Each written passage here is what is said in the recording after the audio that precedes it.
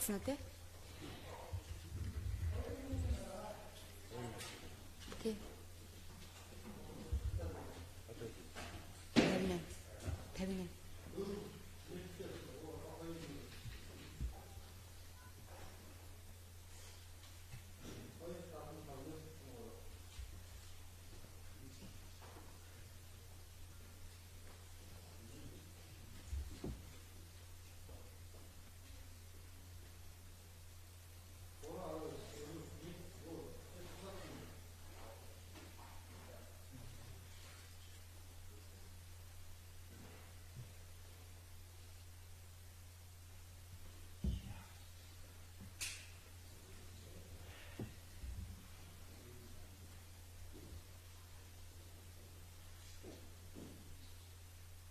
Шинэ лайв хийх.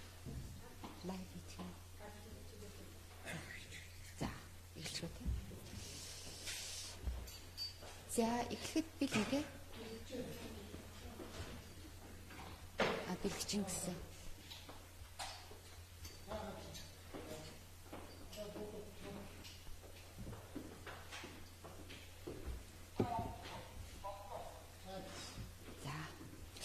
За, сайн байцгаана уу? Та бүхний энэ өглөөний амрыг ирье.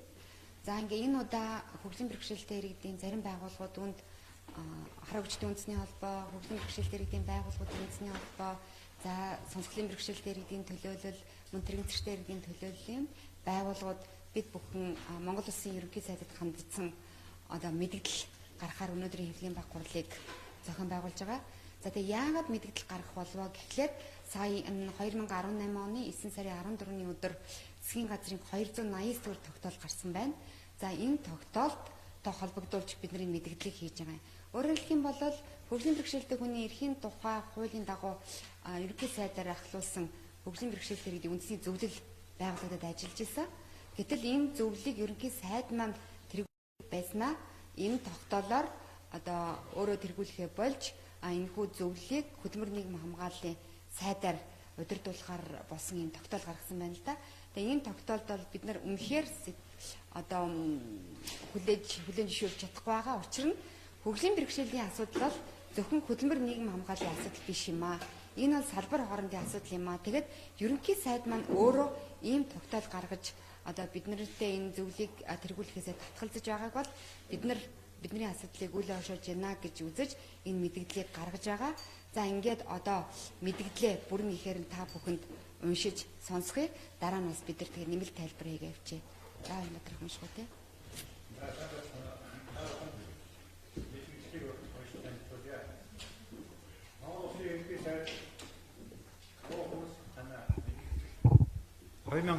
онд батлагдсан хөгжлөлтөд хүний эрхийн тухай хууль заасан хөгжлөлтөд хүний эрхийг хангах орон тооны бус зөвлөлийг 2016 оны засгийн газрын 136 дугаар тогтоолоор байгуулж Монгол Улсын ерөнхий сайд гаргаж ирсэн билээ. Энэхүү зөвлөл байгуулагдсанаар хөгжлөлтөд иргэдийн шийдвэр гаргах төвшөндөх оролцоо сайжрах, дээрх зөвлөлөөс үндэслэн бүх яамд, аймаг нийслэл, дүүргийн засаг даргын дэргэд дэд зөвлөл, салбар зөвлөлүүд байгуулагдсан үйл ажиллагаа явуулж эхэлж байсан. Дэд зөвлөл, салбар зөвлөлүүд байгуулагдсанаар хөгжлөлтөд иргэдийн асуудал нь зөвхөн хөдөлмөр нийгмийн хамгааллын яамны асуудал биш, бүх төвшин салбарт тэдний асуудал хамаатай гэдгийг ойлгох, хүлээн зөвшөөрөх хандлага бий болж эхэлж байсан. Гэвч хөгжлөлтөд хүний эрхийг хангах орон тооны бус үндэсний зөвлөлийг Монгол Улсын ерөнхий сайд даргалахаа болж хөдөлмөр нийгмийн хамгааллын яамд шилжүүлэх болсонд туулын харамсаж байна. Иймээс Монгол Улсын ерөнхий сайд зөвлөлийг даргалахаас татгалзснаар хөгжлөлтөд иргэдийг ядвардан гадуурхаж тэдний нийгмийн оролцоог үл хөндөгсөн хөгжлөлтөд иргэдийн асуудал бол зөвхөн хөдөлмөр нийгмийн хамгааллын яамны асуудал мэтэр нийгэмд ойлгогдсон дөнгөж байгуулагдж байсан дэд зөвлөл, салбар зөвлөлүүдийн үйл ажиллагаа зөвлөлийн гишүүдийн хандлагад сөрөг нөлөө үзүүлсэн муу үлгэр дуурайл боллоо гэж үзэж байна. Манай улс хөгжлөлтөд хүний эрхийн тухай конвенцэд 2009 онд нэгдэн орсон бөгөөд тус конвенцийн дагуу хөгжлөлтөд хүний шийдвэр гаргах төвшөндөх бүх оролцоог баталгаажуулах үүрэг хүлээсэн. Дашрамт дурдахад тухайн улс орны засаглалын тогтолцооноос хамааран төрийн тэргүүний үүнд ерөнхийлөгч эсвэл ерөнхий сайдын дэргэд хөгжлөлтөд хүний асуудлаар хороо зөвлөл байгуулан ажиллах нь өнөөдөр бус улс орнуудад хэдийн жишг болсон тогтсон. Энэ хүрээнд Оросын холбооны улс, Солонгос, Япон, Хятад, Тайланд, Америк нэгдсэн улс гэх мэт улсыг дурдж болно. Энд хөгжлийн мэдрэлийн нийгмийн оролцоо сайжруулах шийдвэр гаргах төвшөнд дуу хоолойг хүргэхэд шаардлагатай дараах арга хэмжээ авч хэрэгжүүлэхийг мэдгэлж байна. Нэг, хөгжлөмтэй хүний эрхийн хангах орон тооны бус үндэсний зөвлөлийг хөдөлмөрийн нийгмийн хамгаалалт яамд шилжүүлсэн шийдвэрээ цуцалж, тус зөвлөлийн хурлыг олон улсын хөгжлөмтэй хүний эрхийн өдөр болох 12 сарын 3-ны өдрөөс өмнө хуралдуулах. 2, яамд болон аймаг нийслэл дүүргийн дэд зөвлөлд салбар зөвлөлийн хурлуудыг 11-р сард багтаан зохион байгуулах. 3, зарим орон нутгад салбар зөвлөл байгуулагдаагүй байгуулсан зарим нь хөгжлөмтөрийн төлөөллийн оролцоог хангаагүй мөн байгуулсан цагаас ер хуралдаагүй асуудал байгаа тул орон нутгад салбар зөвлөлийн бүрэлдэхүүн болон үйл ажиллагаа хэрхэн явагдаж буйд үнэлгээ хийж гарсан дүгнэлтийг үндэслэн холбогд арга хэмжээ авч салбар зөвлөлийн үйл ажиллагааг идэвхжүүлэх арга хэмжээ авах.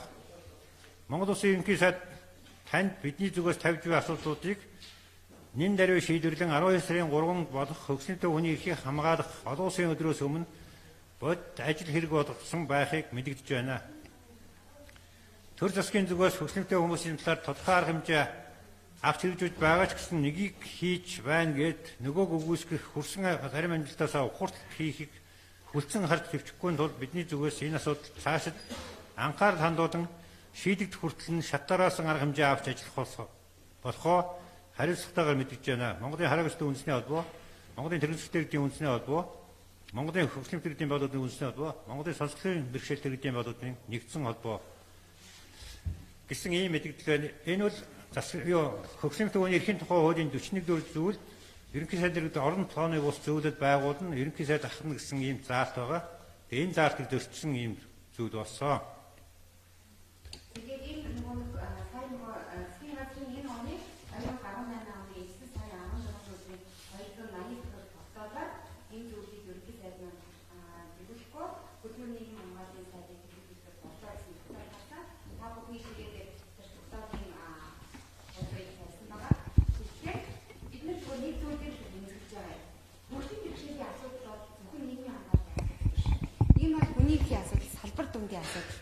Гэтэл ерөнхий сайд маань өөрөө энийг хамгийн сайн ойлгох ёстой хүн маань ийм тогтоолыг гаргаад өөрөө энэ зөвлөлийг тэргүүлэхээсээ татгалзаж агаад бид гайхаж байна. Бид үнэхээр бас одоо энийг хүлээн зөвшөөрч дуугасах боломжгүй юмаа гэж үзэж өнөөдрийн энэ хэргийн бахварлыг хийж байгаа. Тэгэхээр Монгол Улсын ерөнхий сайдаа та энэ гаргасан шийдвэрээ эргэн харж энэ шийдвэрээ цуцалж хөгжлийн бэрхшээлтэй иргэдийн зөвлөлийг тэргүүлээд бидний дуу хоолойг сонсож ямар асуудал тулгараад байгаа гэдгийг бид нартэй нүүр тулан ярих энэ боломжийг буцаж бий болгооч. Яагаад та биднээс ингэж энэ зөвлөлийг тэргүүлэхгүй хөгжлийн бэрхшээлтэй иргэдтэй уулзахаасаа цааргалаа татгалзаад байгаа юм бэ гэдгийг асуумаар байна. Тэгэхээр 12 сарын 3 бол олон улсын хөгжлийн бэрхшээлтэй иргэдийн эрхийг хамгаалах өдөр байдаг.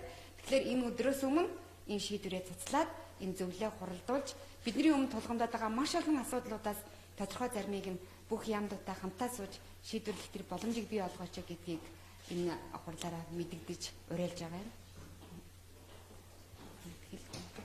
Энэ зөвлөлийн дөрвөн заалтаар жилд 2 удаа суралцах байна. Тэгэхээр 2 удаа төгсгөлтийн төлөвлөлтөд юу болж хэдүүдийн яруу зовлон сонсох ийм боломжийг олгож ирэх хэрэгтэй. Одоо энэ шийдвэрийг нь төгсгөлтийн зөвлөлийг гаргаж 2 удаа төгсгөлтийн төлөвлөлтөд тэдний зовлон жаргалыг сонсож шийдвэрлэх арга замаа одоо тодорхойлооч ээ гэж юм хүсэж байгаа. Тэгээд нэг зүйлийг хэлхийг үнсийн хөгжлийн бэрхшээлтэй төлөвлөлт байгаас гадна бүх яамдуудын одоо дэд сайд төрийн нарийн бичгийн дарга нар гэсэн нэлээд одоо өндөр түвшний хүмүүсийн төлөвлөлттэй байдаг. Тэгэхээр энэ үндэсний зөвлөлийн үеэр хөгжлийн бэрхшээлтэй иргэд маань бусад яамдуудынхаа бас өндөр түвшний хүмүүстэй хамтаа сууж асуудлаа ярьдаг. Ийм сайн боломжийг олгодог ийм үндэсний зөвлөл байгаа юм. Тэгэхээр нөгөө энэ хүрсэн төвшнгөөсөө бид нар даруй маш томор ухарж ийна л гэж ойлгож байна. За. За. Би таны асуудал ерөнхийдөө холбоотой асуур арай өөрсдөө өнөөдөр 3 нийслэлийн 380 жилийн ойлгож байна. Тэгэхээр нийслэл Улаанбаатар амьдсан хүн болгоомж байгаа амьдрыг Улаанбаатар очоод бүгдээрээ цаатаа амьдрыг өгөөрэй гэж харааны бэрхшээлтэй хүмүүс тулгамдтай асуудал байна. Яг энийг тулгамдтай асуудал өнөөдөр энэ үгсээр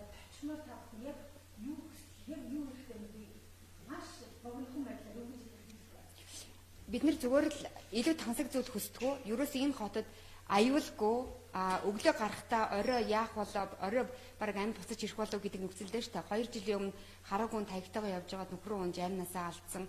Дөнгөж 7 хоногийн өмнөхөд 2 хараагүй машин зам гарч байгаад шүргүүлсэн. Одоо хоёулаа эмнэлэгтэй байна гэдэг юм уу? Ийм эмнэлэгтэй явдал гараад хот аюултай байна. Тэгэхээр бид нар зүгээр л өглөө гэрээсээ гарахтаа одоо баяр жаргал дүүрэн айх аюулгүй ийм хотод л амьдрахыг хүсэж чинь. Тэгэхээр хот маань хүртээмжтэй байгаасаа ээлтэй байгаасаа гэдгийг л бид нар хүсэж байна да.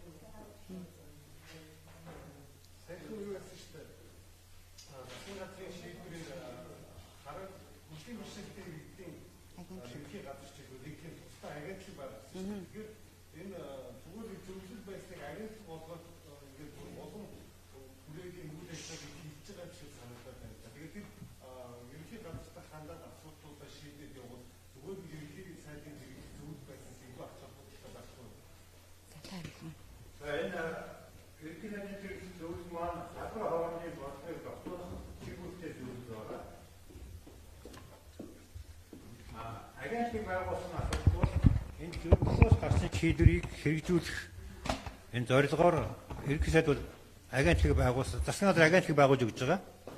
Тэгэхээр зөвлөл нь ерөнхийдөө бол салбарын яамдын одоо төрийн нарийн дарганаар бүрэлдэхүүн байдаг учраас салбар болгонд хийж байгаа жишээ нь гамшигаас хөгжлөмтөрүүдийг яаж хамгаалах вэ? Гамшигын үед тийм ээ. Эсвэл шүүхийн шатанд хөгжлөмтөрүүдийн оролцоог яаж хангах вэ гэдэг юм уу? Яс том салбарын асуудлууд ярих зүйлийг орон нойрны ус зүйл дээр яриад хэрэгжилтийн газар агентлыг хангая л гэж ингэж тохирсон юм.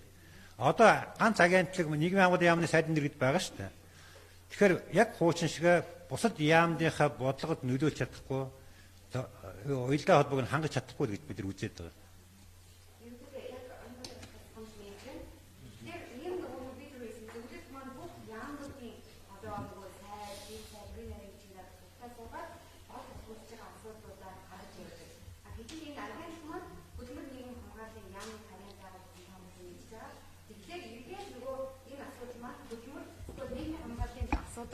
Зөвхөн хөгжлийн бэрхшээлтэй иргэдэд асуудал энэ яамны харьяанд байна гэдэг ойлголт маань энэ зөвлөгийг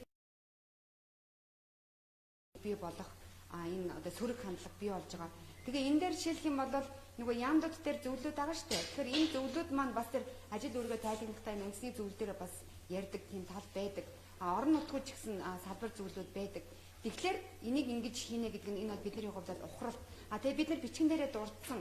Өнөөдөр бүх улс орнуудад гэж хэлж болно.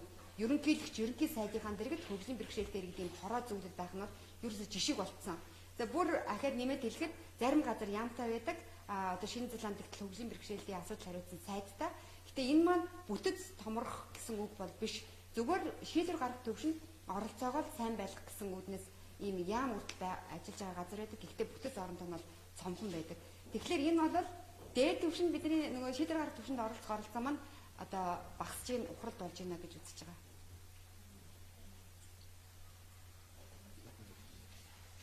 За.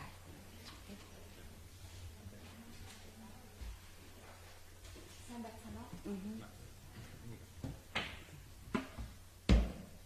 Монгол Улсын засгийн газар одоо хөгжлийн бэрхшээлтэй агент багш хүчин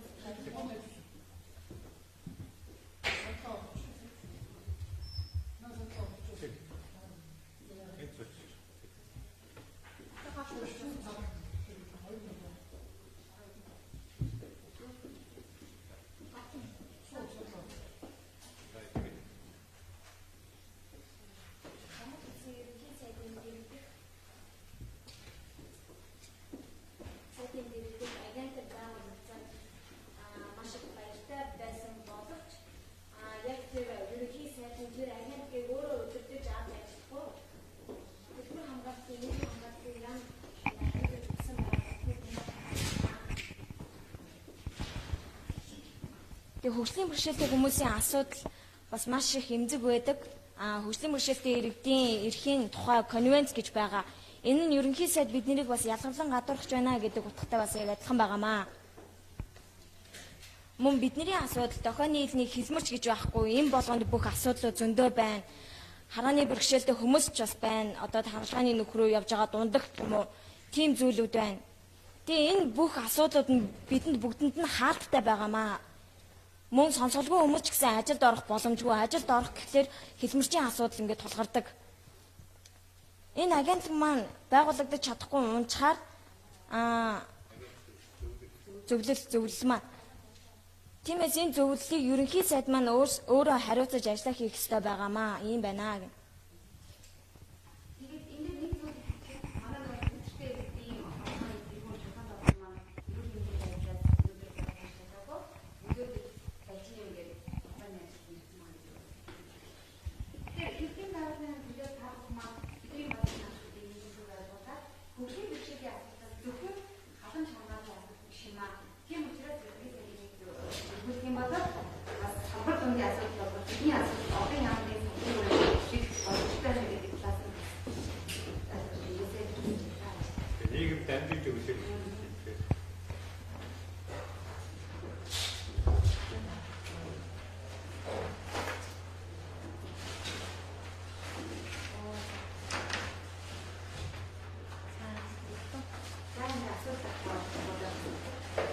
За, бүрдээс таарах байлаа.